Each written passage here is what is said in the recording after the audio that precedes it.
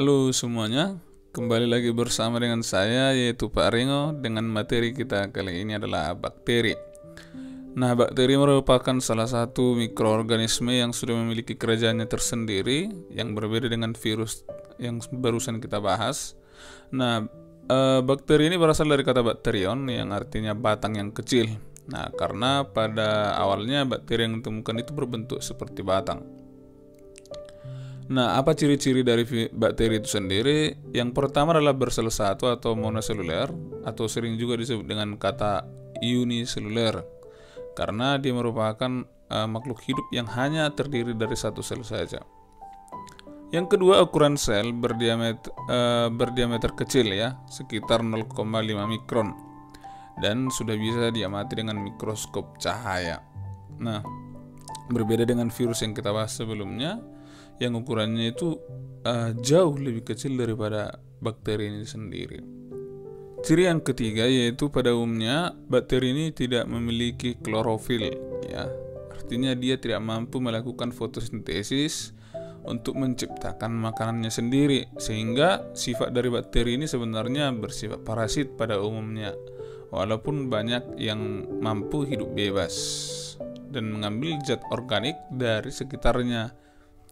Ciri yang selanjutnya yaitu inti sel belum memiliki membran, di mana bakteri ini dikatakan juga sebagai makhluk hidup atau sel yang prokaryotik, di mana belum memiliki inti sel yang sudah memiliki membran inti. Yang kelima, dapat hidup di segala tempat atau disebut juga sebagai kosmopolit, ya, karena kita bisa menjumpai bakteri ini hidup di mana saja, bisa di rambut, di pergelangan tangan atau di telapak tangan, dan bisa di mana saja. Dan ciri berikutnya lebih tahan pada suhu rendah, ya, lebih tahan pada suhu rendah. Dia mampu bertahan bahkan sampai di 4 derajat Celcius misalnya. Dan walaupun misalnya dia pada suhu yang rendah, itu hanya menghentikan pertumbuhannya saja ya. Kita masukkan makanan misalnya ke dalam kulkas, ini hanya menghambat pertumbuhannya saja. Tapi kalau misalnya kita pindahkan nanti dia ke tempat yang suhu normal, dia akan bisa tumbuh dengan baik lagi.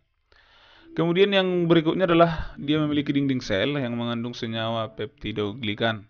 Nah, peptidoglikan ini terdiri dari senyawa protein dan glikogen ya. Itu dia.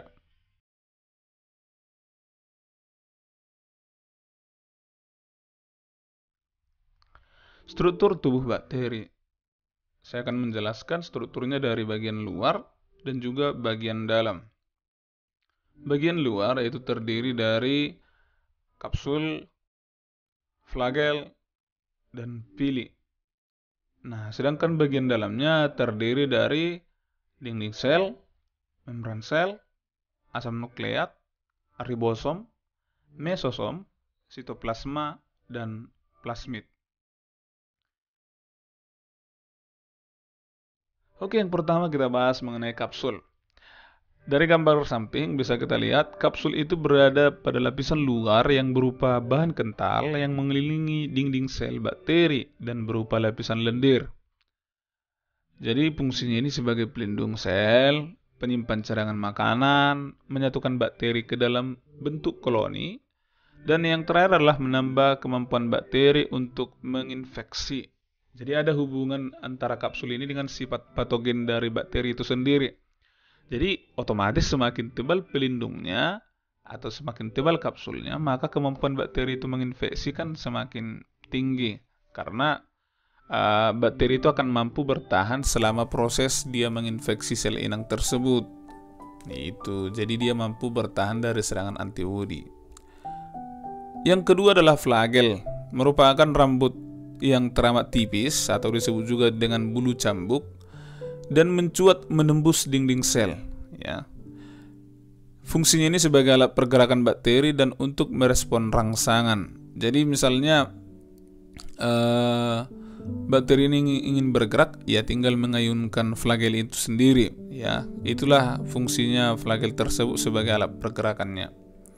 Yang ketiga adalah villi, berupa filamen atau benang-benang yang lebih kuat, lebih banyak, dan lebih pendek dari flagel tadi. Nah, jadi kalau kita lihat pada gambar ini, seperti rambut yang baru tumbuh pada kepala kita misalnya. Jadi fungsi villi ini apa saja sebagai pintu gerbang masuknya bahan genetik ya selama perkawinan antar bakteri. Jadi sekilas kalau bakteri itu melakukan reproduksi antara bakteri A dengan bakteri B, yang ditukarkannya adalah asam nukleatnya ya. Jadi berbeda dengan manusia yang memindahkan sel sperma ke dalam tubuh si betina ya. Kalau bakteri itu pertukaran DNA-nya dalam proses perkawinannya. Yang kedua adalah untuk meletakkan diri pada jaringan yang merupakan sumber nutriennya. Jadi pili ini bisa sebagai alat dia, pengganti tangan lah kalau pada manusia misalnya, supaya dia bisa melekat pada sel inangnya. Jadi pili ini yang merekatkan dia pada nutriennya ya, supaya dia bisa bertahan di sana. Nah, itulah bagian luar dari bakteri yang saya sudah jelaskan tadi. Oke, sekarang kita membahas tentang struktur dalam dari bakteri itu sendiri. Yang pertama adalah dinding sel. Jadi dinding sel itu terdapat di antara kapsul dan membran sel, tersusun atas senyawa peptidoglikan, yaitu senyawa peptida dan glikogen atau senyawa protein dan juga karbohidrat. Fungsinya adalah memberi kekuatan dan bentuk pada bakteri. Dan juga yang kedua mencegah sel bakteri agar tidak mengalami lisis atau pecah.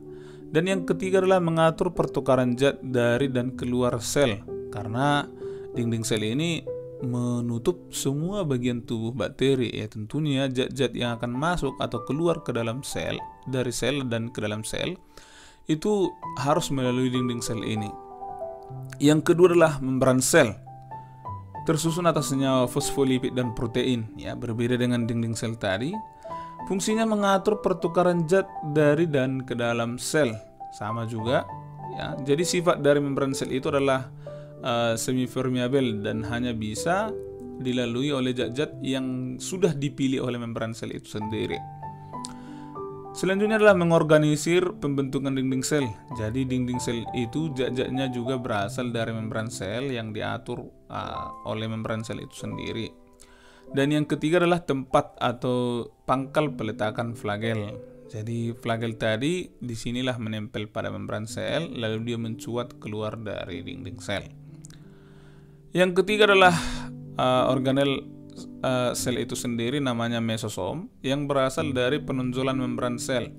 Perhatikan pada gambar di samping.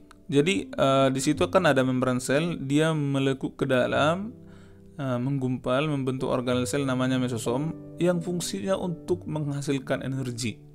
Jadi pada sel eukariotik atau pada sel manusia katakan, mesosom ini fungsinya sama seperti mitokondria sebagai menghasilkan energi. Nah, fungsi yang kedua adalah membentuk dinding sel. Jadi dinding sel itu berasal dari pembentukan oleh mesosom. Yang ketiga adalah menerima DNA dari bakteri lain pada saat reproduksi. Jadi waktu tadi salurannya itu adalah pili, yang menerimanya itu adalah mesosom. Bagian yang keempat atau struktur yang keempat namanya ribosom. Nah, ribosom itu seperti butiran-butiran kecil pada sitoplasma ya, seperti bola-bola kecil di dalam sel itu sendiri, dan semua sel makhluk hidup itu memiliki ribosom. Fungsinya sebagai tempat sintesis protein. Jadi sebenarnya tubuhmu itu membentuk proteinnya sendiri, tetapi bahan bakunya berasal dari makanan yang kamu makan. Nah, bakteri juga sama, dia juga membentuk proteinnya sendiri. Tuh. Yang kelima adalah sitoplasma. Nah, sitoplasma itu merupakan cairan yang bersifat koloid dan berisi semua zat yang diperlukan untuk kehidupan sel. Ya, karbohidrat, protein, lemak, semuanya di sana. Vitamin, ya ada juga misalnya seperti enzim-enzim. Nah, semua terdapat di dalam sitoplasma. Jadi terdiri atas daerah sitoplasma yang berisi partikel RNA protein atau sitoplasma yang berisi ribosom, dan juga ada juga yang kedua daerah nukleus yang terdiri atas kromosom, atau bisa kamu perhatikan gambar warna merah itu. Lalu ada bagian zat cair yang terdiri atas lipid, glikogen, dan juga protein.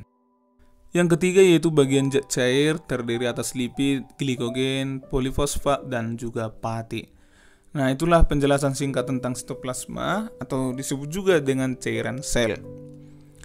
Nah, komponen yang keenam yaitu DNA, yaitu ada juga terdiri dari dua, yaitu DNA kromosom atau DNA utama, dan yang kedua adalah DNA non kromosom atau plasmid. Nah, jadi DNA kromosom itu bisa kita lihat pada gambar di samping, yaitu kumpulan benang-benang yang berwarna merah pada sel tersebut. Itulah yang disebut sebagai DNA kromosom atau DNA utama. Sedangkan plasmidnya itu gambar sirkuler yang melingkar yang berwarna hijau pada gambar tersebut. Nah, jadi keduanya sebenarnya terpisah, ya.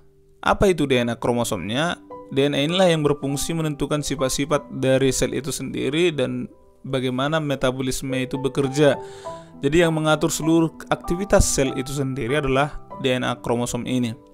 Sedangkan plasmid ini, ya, hanya memiliki bagian yang sangat sedikit. Jadi ukurannya lebih kecil dari DNA kromosom, ya. DNA plasmid ini menentukan sifat tertentu seperti sifat patogennya, kemampuan reproduksinya, dan kekebalan dari bakteri itu sendiri. Nah, itulah penjelasan singkat tentang struktur dari sel bakteri itu sendiri.